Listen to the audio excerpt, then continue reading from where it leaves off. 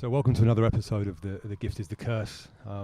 Today we're in a beautiful setting. We're in Alanya Castle in Alanya, Turkey. 10 hectares of a peninsula dating back to 400 years before Christ. It was a major area for the port and for trading back in that day. So it's a beautiful setting.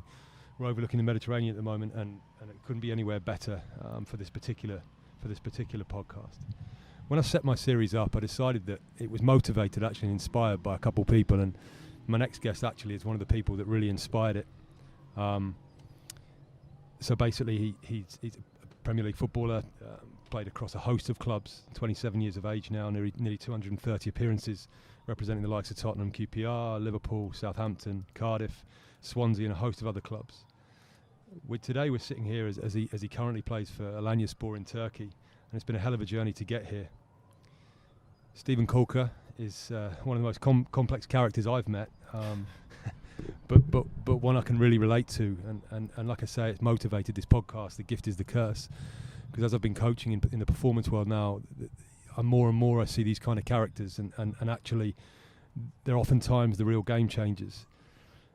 Steve, before I start, I was making some notes on the plane as I came over here, and I was listening to some music, and I was sitting there and I was thinking, who is Steve? I know him on a level where potentially, as we'll explain as we go through this, is a deeper level. And I started writing some things down. So I've got here, he's aggressive yet gentle, he's loud yet quiet, intelligent yet ignorant, big yet small, strong yet weak, selfish yet selfless, arrogant yet humble, complex yet simple, fearless yet full of fear, a lion yet a sheep. It's hard to believe I'm still single. So, good afternoon, mate. And how are you? And how did those comments make you feel? What's your thoughts on those? I think they're fairly accurate on each given day. I can be all of those. And it's been a journey, a long journey, a tough journey to get to a place where I would now say I'm a lot more consistent in being the good side of that list, and it's a nice place. It's a humbling place, but it's taken a lot of pain, and I'd say a lot of bad experiences along the way to sort of get here. It's funny, isn't it? As I've just looked back through that list, and I can relate to so many of them. I can be aggressive in the way I am and the way I pursue things. Yet, with my daughter, with things like that, I can be so gentle. I've seen you with your son; it's the same, isn't it? And when I thought about this podcast series, it obviously reflected my life, and I thought I came across these kind of characters. And I say you're one of the most complex I've met, because out of all the clients that I've had over years, and you're a friend I consider you now. The funny thing is how you're pursued on the outside, yet how I see you. You're one of the only clients who sends me happy Christmas, thanks for all your work. You send me your present at Christmas, lovely present you sent me. Yeah. I've seen you with your son. There's this amazing human being inside, yet there's this animal inside, and this lion that if crossed on a football pitch, off a football pitch, in the pursuit of winning, which is ferocious. I wanted to start there. I want you to go back, if you can, to a young guy, and when was the first time you can recall feeling different, feeling there's something in you that's school athletics, football, work? Tell me. Probably have to go back to when I first started playing football. I'd say when I was going along to Brentford, just on a Saturday. I must have been 7 or 8 years of age. My first week, I won the player of the day, whatever award you want to call it at that age. I won it, and it gave me an amazing feeling, and I wasn't expecting it. It was my first sort of time playing football, and especially in a competitive environment. I had no expectation, but I felt after that moment, I felt like I wanted it again, and I searched for that moment again and again and again. Sometimes I got it, but more often than not, I find in football that you fall short of that mark. It's a team game. The team could lose. You can make a mistake. You might not get picked. Whatever it is. anything less than that sort of player of the day, man of the match, in my eyes was failure. When I did cross country, anything short of first was a loss. There was, I've come off the track and my mum's there or my dad's there, whoever's there that day. I've got my head down, don't want to speak. It's like I want to win in everything, and I think over the years. That was probably the toughest part of being part of a team game is having to deal with losing. I think it's fascinating. So remind me that moment. How old were you then? 6 or 7. 6 or 7 years of age. So 6 or 7 years of age. And this is the thing, isn't it? To receive that man of the day, you didn't do anything. No. What did you do? Well, I got the ball and ran with it. It was all natural. It was all what came natural to me, and it was like at that age there was no pressure on me. There was no expectation. There was no nothing, and I went out there and I was free, and I really enjoyed that. But that was soon followed by trials at Brentford. Very quickly, so I don't want to lose that moment. After that moment, you just said something really poignant. You said you felt the power of that moment being the main guy. Yeah. And you wanted it again, like you remember that at that age, wanting that feeling again. Wanting it all the time, in everything, and it can be playing PlayStation, it can be bowling, it could be table tennis at the training ground, whatever it is. I want to be number one, and I want that feeling again and again. And football was my number one sport. It was what I loved the most. I competed at a fairly high level in athletics, but football was the one that always gave me that adrenaline rush, that real buzz. Growing up watching the likes of Henry, and then later in time sort of started watching Ledley King at the back, and the Rios of this world. Like I've loved football, and that's who I wanted to be. But there's been a large period in the last 10 years of my career where I could say I haven't enjoyed football. It was funny, I remember. We were in the woods, a couple of years ago, and we were a Sunday morning with your family, and your dad was doing a great thing when he was running off and putting coins in the trees. And I said, what's he doing? He said, he'll hide them where there's like the log house, and the kids go over there, the Gruffalo, and get some money, and whatever it was, 20, 30p. And there was one at the end where your son had gone over, and we were walking on, and he was sat there. Yeah. And I said, your son, and you were like, no, I know what's happened. And I said, well, what's happened? He's like, well, the girls got there first, got the money. Yeah. And he's now that angry that he lost. He'll have lied about he didn't have. Or remind me. He said that he hadn't got anything, which wasn't the case. They'd shared with him, but because he hadn't found it first and got that praise from everybody, he was upset. He is 6 years of age, a beautiful little boy, well-mannered, well brought up. That I remember just that day. I just thinking, there it is. People talk about nature and nurture. I think combination of both, but certainly this. For what I want to dig into this series with yourself and others is the nature part of it. Yeah. Who are we at source? Piecing it together, realizing that actually there's this animal inside. Let's move forward. So you obviously 6, 7, 8 years of age. Let's skip forward now to when you joined a professional football club. That wasn't until 15. I think we're probably skipping a large part of my life there in a way, because I went from trial to trial during that period, starting with Brentford. Do you remember putting your pressure on yourself going to the trials? Immense pressure. What were the voices? Fear. I'm not good enough. Like. In particular at Brentford, I remember getting told at Brentford, I've got 2 left feet. That was 7 or 8 maybe. Then went on to Reading, spent 6 weeks there on trial. Never told no, but never told yes. Just turning up. And it's very hard at that age. You feel like an outsider. They're all there with the kit on, the numbers. I think maybe the initials at that age. I'm not 100% sure, but you're there in your Sports Direct kit. Do you mean you know what you pieced together? What your mum's pieced together for that day, whatever's out the washing. So you feel an outsider, and it was a difficult time. And I went on trial there for about 6-7 weeks, and I just said to my dad one day, I don't want to go again. I don't want to go again. I felt just really wasn't enjoying it. I just really wasn't enjoying it. Like, Sunday league, I was absolutely loving. I was part of a team. I could be myself. And I felt I went to Reading, and there's this pressure that you're on trial. You've got to be the one to show them how good you are, and it's like that constant pressure. And then that's where it turns into the winning and losing, because I feel like then when the team loses in it, whether it's a friendly game, training game, whatever, you feel they're gonna think I'm not good enough now, and I'll just go into that thought process all the time. And I just wanted out.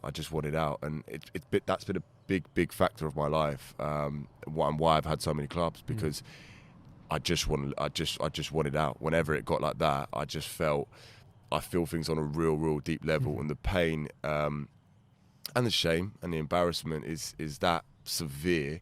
I wanted to change that, and at that age, I changed it by not going. And that was followed by Chelsea, Southampton, QPR actually, where I later ended up. And one day went to Tottenham, 15 years of age, had the wrong boots when I turned up for training, just completely unprepared. I think I even got a Burger King on the way there, just really laid back. My dad already said to me, look, Tottenham's the other side of London. How are we going to get there? It's impossible. I'm working, your mum's working full time. It's impossible to get to. And I was free because of that. It was almost like my dad's almost said, this is just a free shot, just go and see what they've got to say. And got signed after that day. And just literally off the back of going there one day with the wrong boots on, And looking back now, you can articulate that brilliantly, and I agree with you. The pressure was all taken off, the expectancy was taken away. Understanding that as you go on and become a man, understanding how you got that state of mind. The same state of mind, by the way, I heard, I've just gained in talking to you now about that you had at 6 or 7, that same state of mind. Actually, that's why I asked you what happened. You said, I just turned up. And you won. And you turned up again without pressure. Best player taken on. Yeah, exactly that. And I felt, I did struggle throughout my youth team days. I feel like, although they were very successful, I felt really anxious before games. Really anxious. Never felt good enough. Always felt I'm at Tottenham. Some of these boys are on pro contracts. They're earning crazy money. They've got Range Rovers. They've got this. They've got that. I come from a very humble background. That was definitely not part of my life, my upbringing, and it was just surreal. And I never felt part of that. And it was a real battle to go out there and perform. But it just kind of happened, one foot in front of the other. It just began to happen. Well, let's hang on there, because you might be wrong. Maybe it just did happen, but let's be more specific. Let's go back to a period. So your first year in the building full time, 16. 16, 16. No, 16. 16. Yeah. What are the thoughts? Training, games, thoughts, feelings. The thoughts was. I mean, with the youth team, I was okay. I knew these players. They knew I was good enough. They knew. Oh no, they've seen me play. Didn't have to prove anything to them. Therefore, I can go and be me again. When I was stepped up with the reserves, which happened because I was doing very well at youth team level, I was pushed into reserves, and all of a sudden it's like, wow, I've got to give more. I mean, the reserve team at the time was a very strong reserve team. Giovanni Dos Santos, David Bentley, Del Tarabat, the list goes on. Pavlyuchenko. There was a real strong squad, and I found that was. I felt I was challenging. I felt I was really challenging going up the reserves. And sometimes it worked out, sometimes it didn't. And it's like you said, I didn't have the formula. I didn't know why some days I was good and why some days I froze. I didn't know at the time what it was. What I find interesting is you said the minute you jumped up there, and it's something I can relate to, totally had the same journey actually at Norwich, thought I've got to do more now. Yeah. It's like, okay, I'm stepped up, so I've got to do more. Yeah. I think that's put on you by the coaches as well, isn't it? I feel like... So. Coaches, parents, whoever it is. Well, they say, don't they? I remember the messages going, you're competing against X and Y now, and you've got... Yeah, that's it. You've got to make sure you're at it today. You've got to make sure you eat right today. You've got to make sure you go to bed early today. All of them things. It's adding to that. Oh, today's a big day. Today's a big day, and it's like with that going on in your head, or in my head, I should say. It was almost. A flip of a coin. There was no. What did you do with those feelings at the time? When you started to step up and you started to sit in those dressing rooms at the reserves, and I don't know what. I remember I was feeling terrified. Yeah. Sickness in my stomach. Got to play well. Yeah. Got to show them I'm good enough. Yeah. Got to get a contract. Got to. What did you do? How did you cope? What did you? I don't have the answer, you know. I look back now and I think I don't know what I did at that time. I don't know, because there were some days where I could overcome it, and there were some days where I would freeze. And I feel looking back now, my escapism, if you like, to almost get the pressure off me, would be gambling. You know, that was probably my first taste of gambling, and it was an escape. It was something I could go and do, where the second I've placed that bet, all I care about is that bet. I no longer have the fear and worry about football. And how big was the fear and worry about football? I don't want to skim over it because it's such an important point. It was massive, because, like I said, from a very young age, football was everything for me. Football was absolutely everything.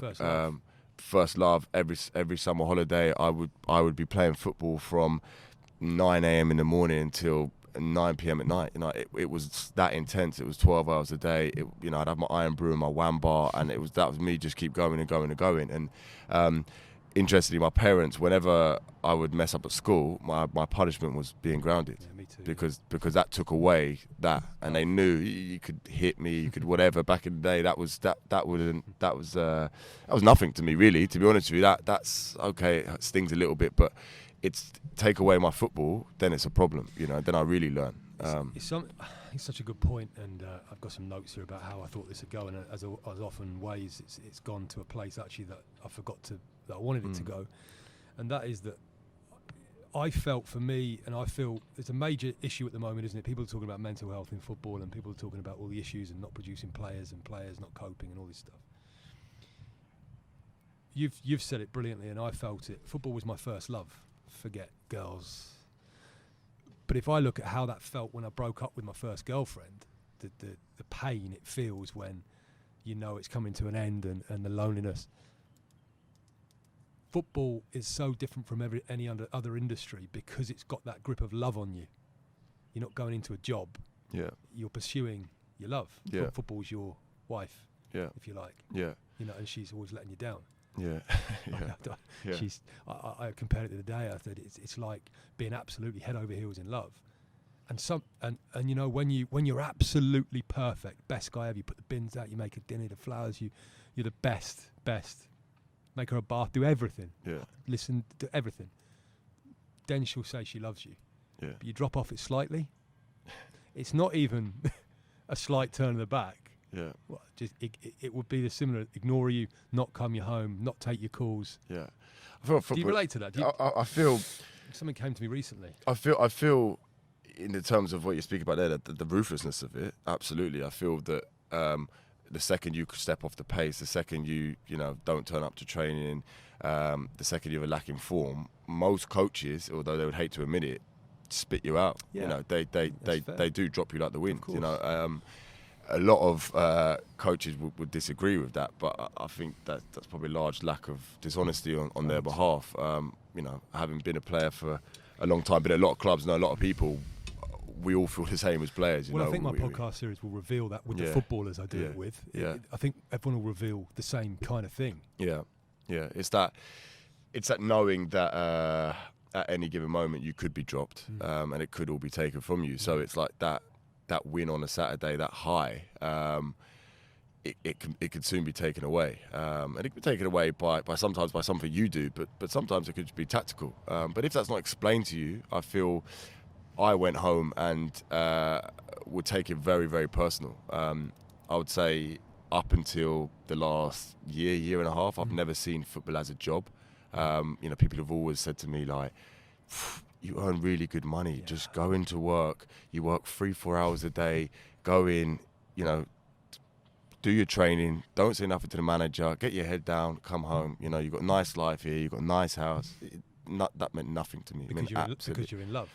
Of course, and I wanted to be the best. I wanted to be the best. It's like, so being... Football has the power to make you or break you in terms of that emotion, right? Yeah, I would definitely say so. I feel like the emotion football gives me is a high that no casino could ever give me. No casino could ever give me that high. Anything? I don't think it. I mean, my son could give me that high. I think it's a different kind of high, Yeah. but it's a fulfillment. You know, like with my son, I feel fulfilled. Yeah. And there's certain games where I feel like I'm fulfilling my potential.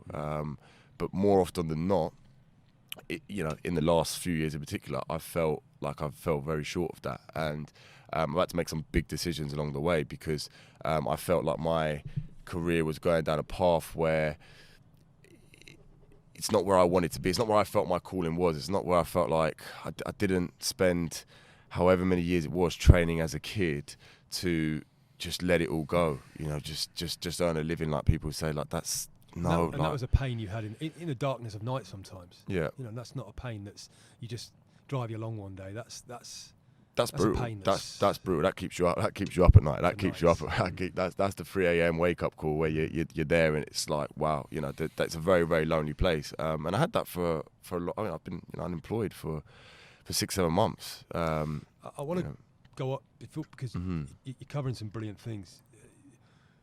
My big thing, and it has been in doing this now for a few years, is trust. Trust is the most important thing. We'll go on in the second half of this to talk about the 12-step recovery process and learning to love yourself and trust yourself again. I didn't have any trust for myself for years. It was taken from me, I believe. So if I didn't trust myself, I wouldn't trust others. That was a deep insecurity in myself. That trust, for me, football took that trust. I learned very quick I couldn't trust my coaches. Yeah. Many times they would say, just trust me. Yeah. Many times I gave my heart away and had it stamped on within two days. Yeah, that I could definitely relate to. Okay, so when trust is broken in a relationship with a partner or you're a father, I'm a father, if I tell my daughter I'm going to pick her up from school and don't come, I would never ever do that. Yeah. Hell will freeze over before I do that. Yeah. Because I realise if I break that trust, it's a slow loss of self, isn't it? Do you think? I would say so. I feel with my own experiences of managers breaking trust, directors, agents breaking trust. It first of all, it came as a shock at the very start from a young age. Because you're a good human being and you've been morally well brought up, right? Exactly that. I don't feel my dad's ever lied to me. I don't feel like my mum's ever lied to me. And I feel my first real insight to that, my first real experience was not until 20. I'd spent a year at Yeovil, played every game, a year at Bristol City, played every game, and a year at Swansea, played every game. I'd never experienced a manager who, squad rotation, every game I was fit for, I should say. I've never experienced a manager that would tell me something different. And I came back to Tottenham that year, and I was told, don't go to the Olympics. If you go to the Olympics, you're going to miss pre-season here, and that's going to be set you back. So I said, no, I want to go and speak to the manager. The manager was Villas Boas at the time. He just signed. He said, no problem, Stephen, you go. That's fine. Come back at the start of the season, and you'll be one of my 3 centre halves. So okay, no problem. I went, had a great Olympics, really enjoyed it. Came back, first game of the season. I'm expected to be on the bench as the 3rd centre half. I was up in the stands. That was my first experience then of, I don't understand, because he's told me this and now he's doing this, but there was no communication. There's no communication, but over the years I've learned that he could have many reasons as to why he's had to do that. And I don't judge him for that anymore, and I don't blame him for that anymore. He could have, there's multiple reasons. I don't need to go into it. There's multiple reasons as to why he could have chose to put somebody else there ahead of me. But I took it that personally. To me, it was that was it. My season was over. First game of the season away to Newcastle. Sat in the stands with Danny Rose at the time. My season was over. That's it now. That's it. That's me and him finished. And I carried that mentality throughout the season. And I mean, looking back at it now, one, how immature, how emotionally immature, and two, it's how silly. Like, have that conversation with him and ask him for his reasons. Because okay, you could say in a perfect world, he could explain to me, but there's also my part in that. I could go and ask him for an explanation, and often I wouldn't do that. I would make assumptions. And well, let's jump on that. So, did you ever go and ask a manager, and do you really believe? Because I did many times, but I'm not sure I ever got the real truth. Yeah, I would say I've had that. I've had that where I've knocked on the door and I've asked why it is I'm not playing and what I've got to do to play. And Yeah, I would say often they have just said, "Oh no, it's it's just a matter of time. You will play. Just be patient." Blah blah, and you soon realise that isn't the full truth. And again, I think it's the podcast series is not in any way about football or football managers or anything to do with the game. It's more I'm fascinated with human beings and this winning mentality of elite players and leaders in all walks of life, and that mindset. You said something earlier that you said you could go and ask him, and owning your part in stuff, which I understand totally and I agree with. But there's also a responsibility from leaders, and now coaching a couple in the business world and other things. And they've both said to me, to two of the guys, I cannot believe how needy a lot of the staff are. They need my constant. They need that look across the office of acknowledgement. They need that morning. They need that. Yeah. I can't believe it. I said, please understand. I said, in their heads, you have the power to make them or break them, promote them, change their life, put them in the team. Yeah. It's a very powerful power. Yeah. I said, own it. And you talk about profits and you want to be ultimately successful. Yeah. That's how easy it is. Yeah. Forget the rocket science. Yeah. Make them feel like you really appreciate them. Yeah. Be honest. Yeah. Don't lie to them. Yeah. Be honest. They can handle it. Yeah. I would completely agree, and it's definitely something I've asked for. It's definitely something that I would like to be. If I was a coach, that's someone who I'd be. It's who I am as a person. Because you're really sensitive and you pick up the vibes. I feel things. Yeah, of course I feel things. I mean, I've had it. Of course, in my career, I've got in the lift with a manager, and the manager's just looked at the floor. Not even a good morning. No. And it's like, it's very awkward. I would say good morning to a stranger in the lift. Never mind, your coach. So things like that make me feel unwanted. Makes me feel alone.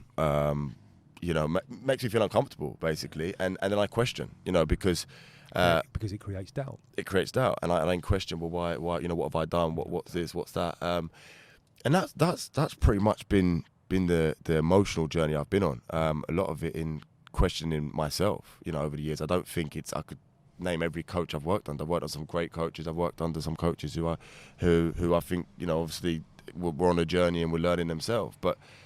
It's all irrelevant. They're all irrelevant. The clubs are irrelevant. The fans are irrelevant. Absolutely. Like it's all about myself and how I act and how I my outlook on the world.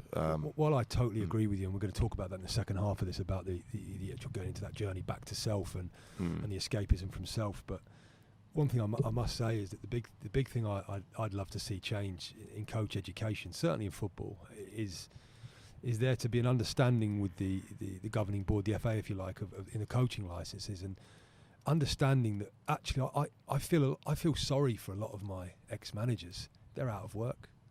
Yeah. It's the only career they know. Yeah. They're probably very depressed, a lot of them. Yeah. They're probably struggling to have the lifestyle they had or provide for the family. And I have massive empathy for them, but they didn't know how to deal with their fear. Yeah. They didn't know how to deal with their voices. Yeah. They didn't know how to deal with their feelings. Yeah. And they go quiet in relationships. I know you'll relate to this. I certainly, in my second marriage, I'm not perfect. In this one now, I'm not perfect. But, I was asked the other day by my wife, am I looking forward to having my new child? And I said, no, I'm not excited. I went on to add that I'm scared. Mm-hmm. So the excitement and the love and the buzz was taken away by fear. Yeah. I was scared of the change in our life, the sleepless nights, the extra financial responsibility. So fear was taking away my joy. Yeah. And that's okay. Yeah. I'll work through that, and of course it will shift. Yeah. But I was okay to feel that way. Yeah. And I learnt in football, you're not okay to feel. Yeah. You're not okay to talk like that. Yeah. I think obviously a lot's been said over the last year or so about things being changed with the PFA, the newspapers, whatever. A lot's being said. I don't really know how much is being done and how much is being taken on board. Because it's changing the fear inside humans. Yeah, which is a tough process. Yeah, from my experience, going back into football after doing the article in which I spoke. Well, I want to cut you off there because the first part of this has been fantastic. We've dealt into your career and the mindset. Yeah. As we move into the second half, we'll take a short break. Okay. We're going to go into that article and now the journey back. You've been through the 12-step fellowships and this journey through fear. Yeah. back to who you are today. Yeah. This podcast is brought to you in association with the Turmeric Company. With a unique extracting technique, eliminating dilution of these incredible active ingredients, the Turmeric Company have produced a series of powerful drinks with 5 grams of turmeric in every bottle. They're leading the way in enabling people to reap the full benefits of nature's wonder ingredient. Details can be found at www.theturmericcompany.com. So welcome back to the second part of this podcast series today with Stephen Caulker. In the first half, we talked about the early life and the feelings around football and his journey through. The second half, I really want to delve in deeper, a lot deeper into the emotions of your character being such a leader. You've always been a natural leader. You've had the armband at many clubs. I know you well. You know, I've had to train with you and train you as a client physically. You're relentless. You go to most clubs and absolutely smash to pieces any fitness tests. You set the standard. We were laughing earlier about standards, and I could be a stickler for standards. I feel sorry for my partner, or I've got my own businesses, and I'm a nightmare for standards. I'm just relentless. Nothing's good enough. Yeah. So I want to delve into all of that. So let's start. Let's start now. You've gone through the Tottenham period, and you're now a pro. You're now trying to manage this beast within. You're having success. You're on good money. You're going onto the pitch and turning in big performances, and you're starting to really believe in yourself. Yeah. But did you know yourself during that period? No, I would say I was a stranger, especially 17, 18, 19, where I had probably the best 3 years of my career, really. League One, Championship, Premier League, back-to-back, and really enjoyed playing football, and off the back of that, earned an England call-up, got back to Tottenham, got in the Olympics. Everything was on the pitch was amazing. Off the pitch, how I dealt with the fear was gambling. Was gambling. Was women. Escapism. Was pure escapism. Pure escapism. As I touched on just before the break, I spoke openly in my article about for any viewers anywhere else in the world who don't know about that article. Just talk about that for. Yeah, I basically spoke.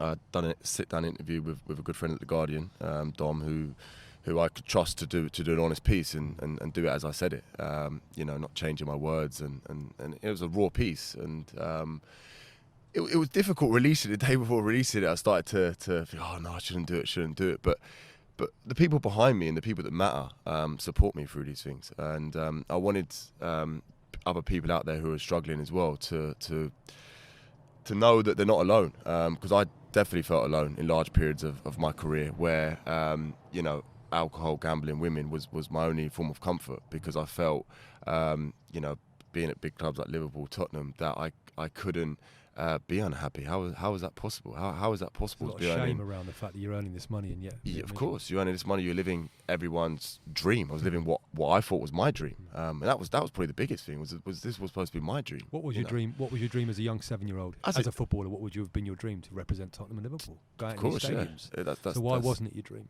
when you actually the reality of it? Exactly, Why? And that was the biggest question. It was like I didn't have to say to anybody else, oh, I feel this, I feel that. I was almost punishing myself because I shouldn't feel this way, because I'm earning great money. I'm living life at the top. I'm playing in all these games. This is supposed to be amazing, but it just wasn't. It just really wasn't, and I was severely unhappy. And to escape, I would do anything. I would do anything to escape, and eventually that caught up with me, and my performances dropped, and my career in the Premier League came to an end. And I'd say it took me a long time to get over that. It took me a long time to get over that.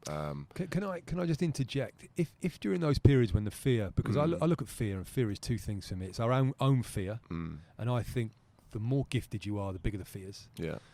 We talked about it last night when I arrived. I said, I think you're in an amazing place today, and I really think the player that you are and your source is walking over a white line again over here in Turkey.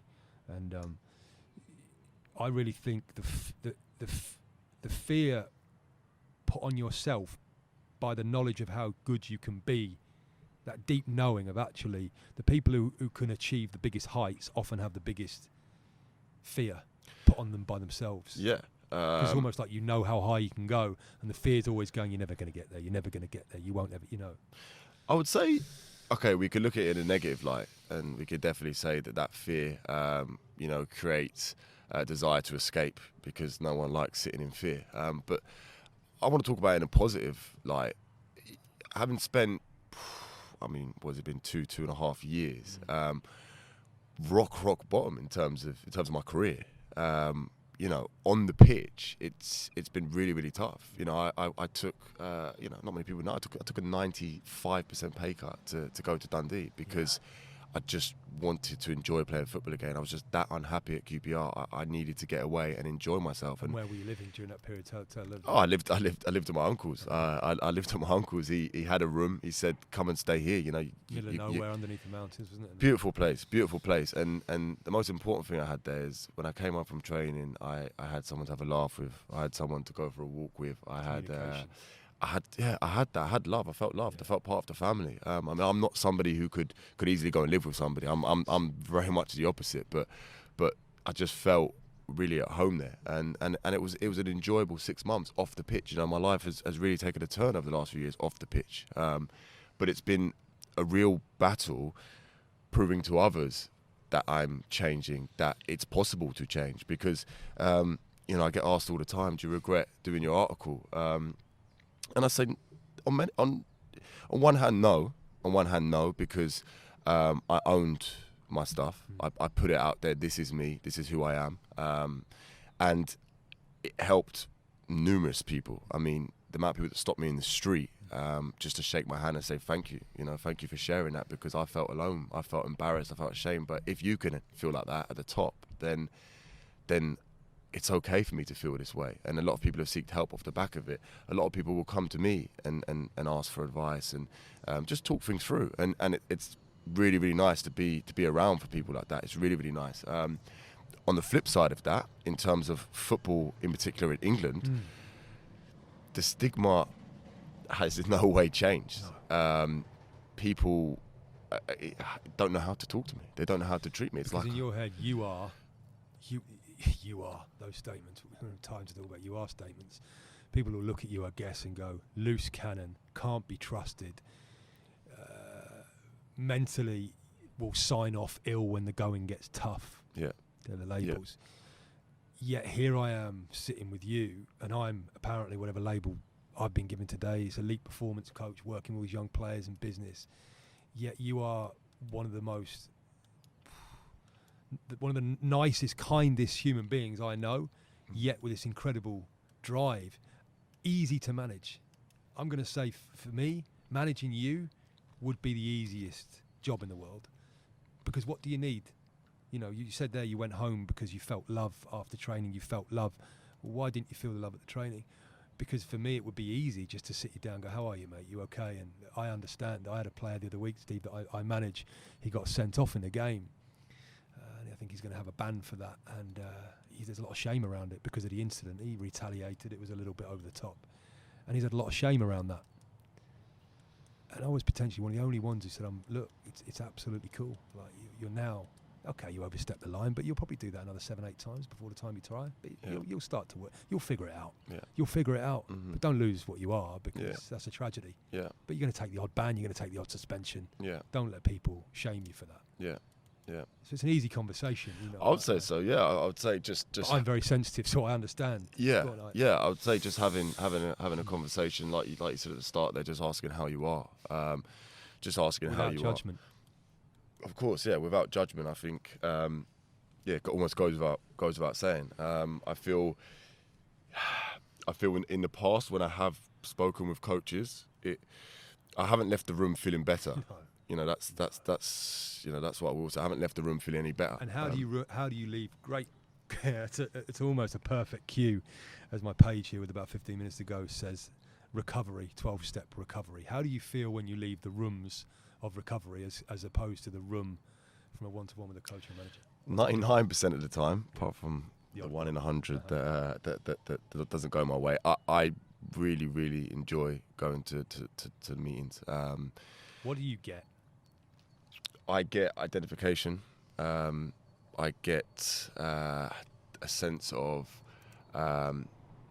it's okay. I would say the biggest feeling I leave there is it's okay to have these thoughts. It's okay to be struggling. It's okay, and someone else will share that, and they'll talk about their life and their experiences, and from that I take hope in those who've turned their life around, and hopefully at this stage I'm now somebody else who's passing on hope. I'm somebody else now passing on the message that you can turn it around, and that the answer isn't in the drink, the bet, the woman, whatever choice.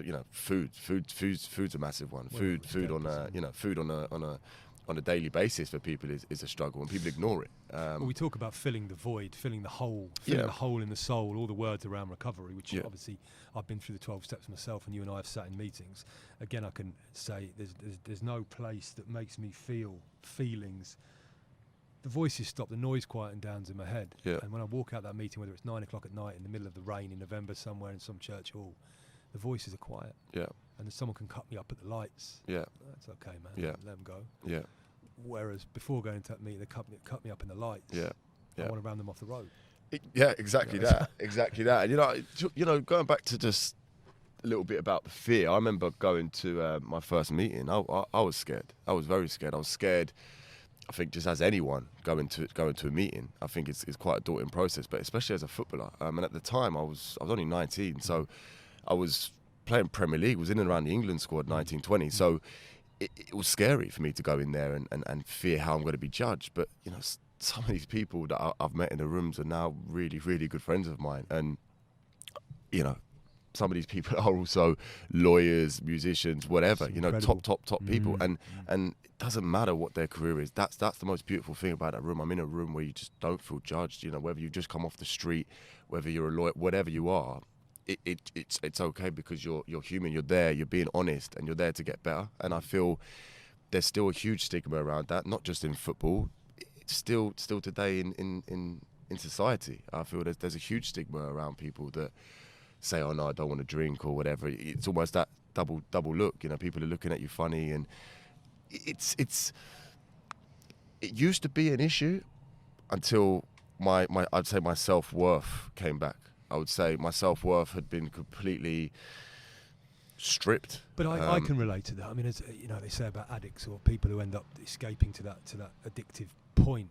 It's the loss of self. Yeah. The loss of self-worth, self-value, self-belief, all the selves, the loss of them. Yeah. And I know I lost myself through just feeling like I can't be me. Mm-hmm. I can't have these thoughts. And these thoughts at times, if someone pulled my shirt, the voice would go stamp on him, headbutt him. Sometimes I listened to the voice, did it, got sent off, would be banished from the club. Mm-hmm. Sometimes the voice with 20 minutes to go would say, not over my dead body, we're losing this game. Yeah. No. I'm going to dig in, I am going to pull this back, I'm going to chase, I'm going to fight, I'm going to clash heads. And many times, no one would ever tell it to me, but I knew it was, I could see the fear in the other players, and they were just wanting to get to the end of the game. Yeah. And there was a thing in me that says, nah. Yeah. So it's the same voice. Yeah. But unfortunately, when I fell off the line, I had no one to understand that voice, and I'd be shamed, and I'd be, you are bad, you are. Yeah. Well, I didn't know who I was by the end, because I'm all these things. Yeah. It's bad person. Yeah. The actions, and do you know what I mean? So that loss of self. I completely agree. I mean, I had it the other day where I was speaking to a friend of mine who is a single mum, and she said, sometimes it's difficult, and straight away said, but I know I'm really lucky and compared to other people. And I said, yeah, you are, but it's okay to say it's difficult. I'm sure it is difficult, and it's just that concept. Yeah, my mum always says, like, you look at other people, and it's like, it's really interesting that I find that I get that, that sort of shame from people, and it's not her pointing fingers. People don't mean it in a horrible way. It's just basically telling you it's not okay to feel. And I'd say now the biggest change I've had is that,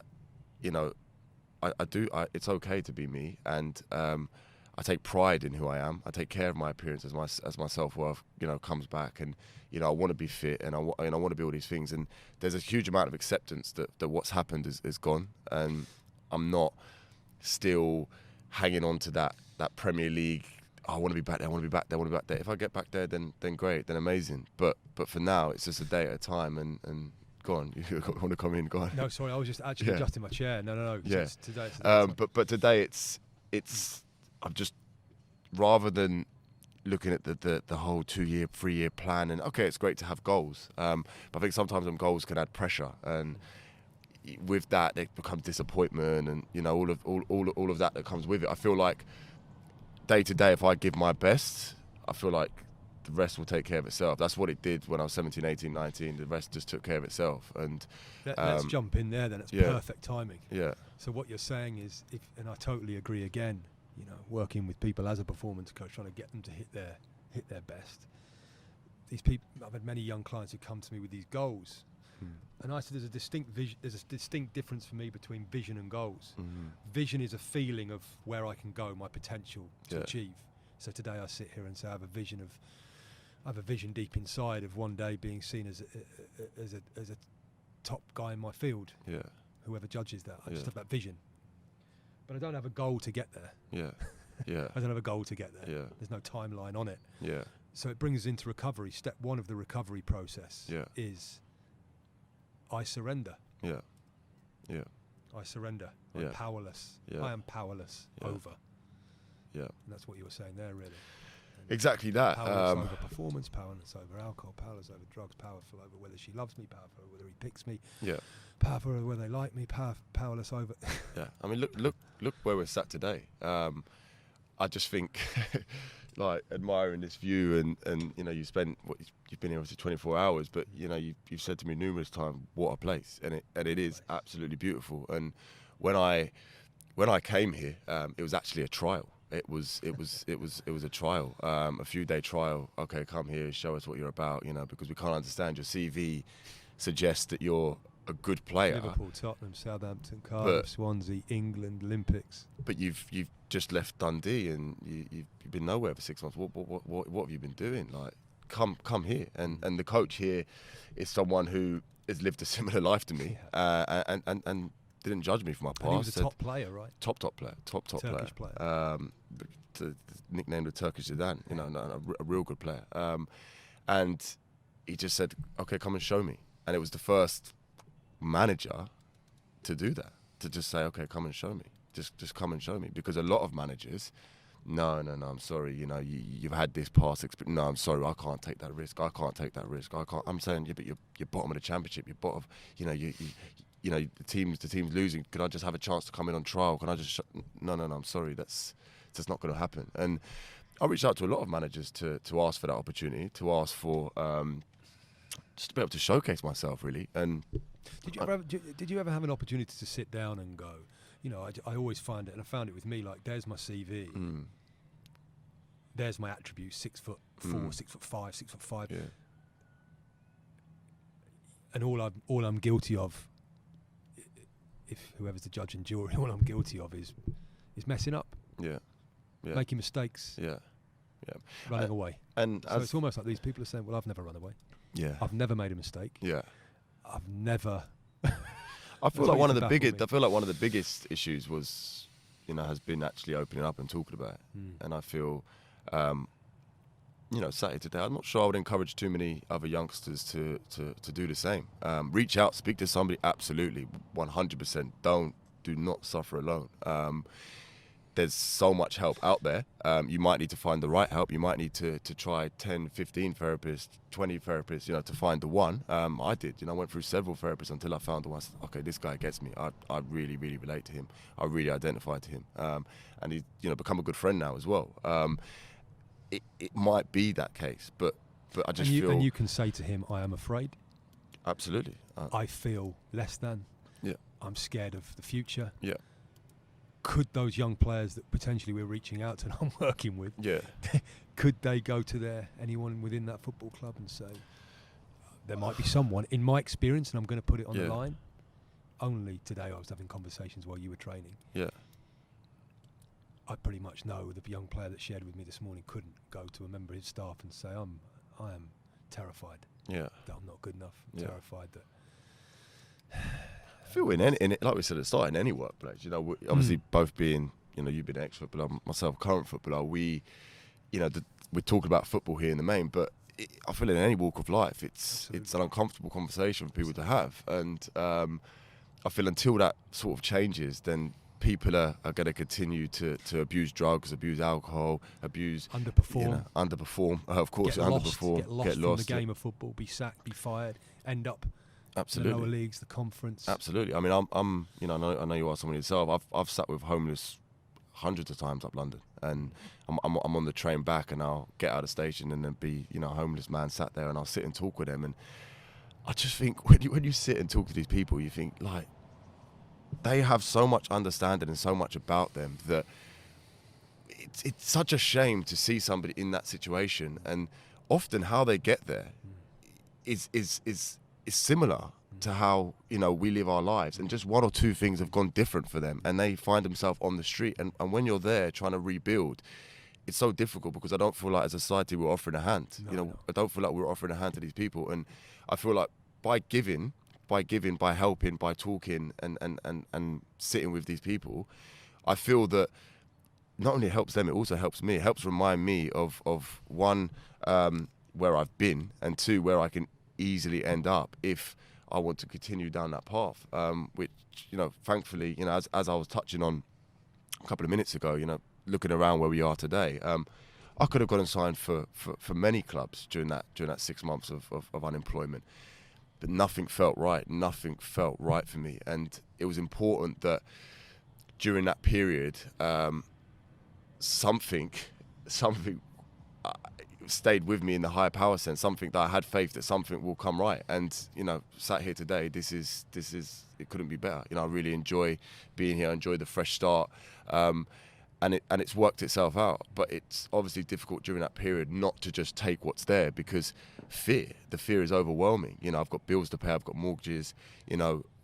The fear at that moment, just go and sign for Bradford, just go and sign for Swindon, just go to Holland, just hate this deal, just go to Bucharest. My bags were packed at one point to go to Romania, and it's so difficult, when you're in that situation, not to panic and not to just take what's there. But like I said at the start, if you do the right thing each day, then I believe now, I fully believe that nature will take its course and things will turn out okay. Yeah, there's obviously a massive media scramble at the moment with Prince William coming out last week and talking about the epidemic in football of mental health issues, young players. But for me, the normal stuff we talked about, being released at the end of your contract as an 18-year-old, injuries, and look, both are tough things. We've both had injuries, both been released and been out of work and struggling, as you've recently, and the fear is huge. But I still think the massive missing thing, the big thing that will not change for me, it cannot change, it will not change, however much money is going to be put at it, and I've done coach education this season and all this stuff that I'm doing, until the education changes, until coaches understand themselves. Today you sit here and I've known you for a long time now. You genuinely are at peace. I've seen the way you've dealt with situations out here. You're playing for a good team with good players here, and there's been weeks where you haven't been in the side so far.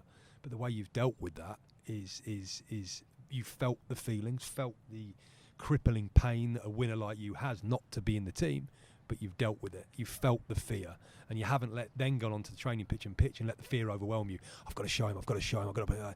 How dare you've just gone? Okay, well, go again. Yeah. Me at my maximum, go again. But you felt the feelings, and I think until the education changes, until society changes, and leaders actually look at themselves and go, I am scared, guys, as well. That identification. You use the word identification. The only tool I've got as a coach, I'm not a psychologist, is I can identify with players' feelings. I can identify with business leaders' feelings, terrified, not feeling good enough, questioning their instincts. Yeah. Do you know? So absolutely. That's the only way all this stuff's going to change, right? Yeah. I mean, yeah, absolutely. Finishing with we get another 5 minutes, but I want to talk about 12 steps and quickly bash through that. Step 1, 2, 3. Step 1, I'm powerless over whatever. Yeah. Step 2, I come to believe in something greater than me. And step 3, I'm going to stop doing it my way. I'm not going to stop thinking I can control everything and I'm running the show. And No, sorry, just to come in on that Please, one, I feel like step 3 for me has been the most important. Step 2, I think, has really taken course, especially in the last 6 months. But definitely step 3 for me is the most important one. You know, you touched on there that there's some weeks I'm not in the side here, and my reaction, if you go back to Tottenham, was that's it, my season's done. You know, first game of the season away to Newcastle, my whole season's done now. I'm out of the squad. That's it, finished. Here I've been on the bench and I've said, okay, this hurts. This really hurts. I thought I played well last week, but okay. The manager's made the decision. I respect that, and I've trained harder and harder and harder, and sat with it and accepted it. And the week later, I'm in the team, and it's like it's that doesn't work that way every way. Of course, sometimes it could be 3 weeks, 4 weeks, 5 weeks, however long it might take. But the difference in my reaction means that I'm now ready for that opportunity when it comes. And many coaches would just tell people to react like that, and psychologists would say, well, all you have to do when that happens is just understand that the manager makes his choices. Yeah. And you know what? For many players, they can react like that, and they can be okay. I used to look around. Why did it hurt me so much? Yeah. Why did I literally want to go home, shut the curtains, and catastrophize? Yeah. My life is over. Absolutely. Don't forget, you've got the players that that the people are happy earning a wage, are happy that their house is good and their family's fine. And I don't judge them. We're just different people. I'm just not that person. I'm somebody who wants to be a part of the team and be a part of a winning team. And I'll drive that day in, day out till we get there. And I'm really, really thankful. I just want to say that the lessons I've had have come so young. A lot of people I sit around in recovery say to me, I never, there's been many moments where I punch them in the face when they said to me, "Oh, you're so lucky to be here so young." And I said, "Yeah, of course.